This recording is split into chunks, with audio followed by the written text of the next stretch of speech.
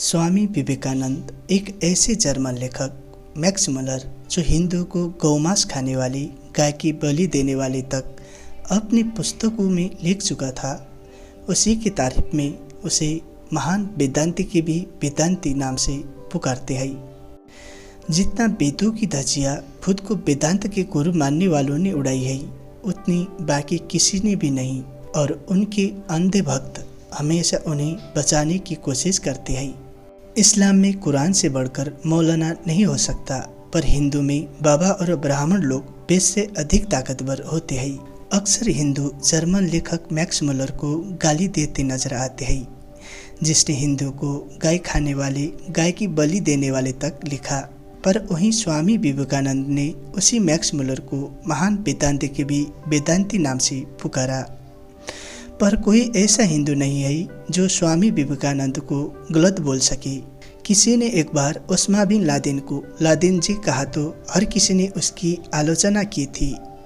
पर यहाँ जब स्वामी विवेकानंद ने मैक्स मुलर को महान वेदांती के वेदांती नाम से पुकारा तो उनकी आलोचना करने वाले कोई नहीं निकले।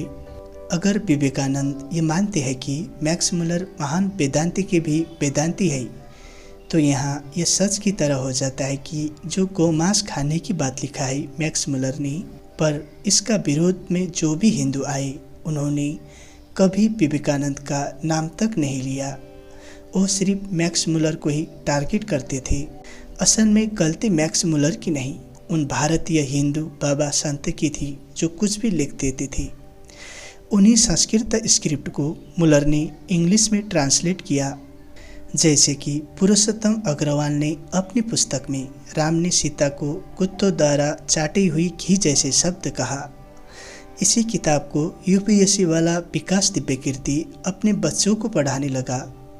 यही किताब अगर किसी यूरोपियन को मिलेगी तो वो भी यही में लिखेगा कि राम ने सीता को कुत्तों द्वारा चाटी हुई घी कहा था, जबकि रामायण में यह कहीं नहीं है।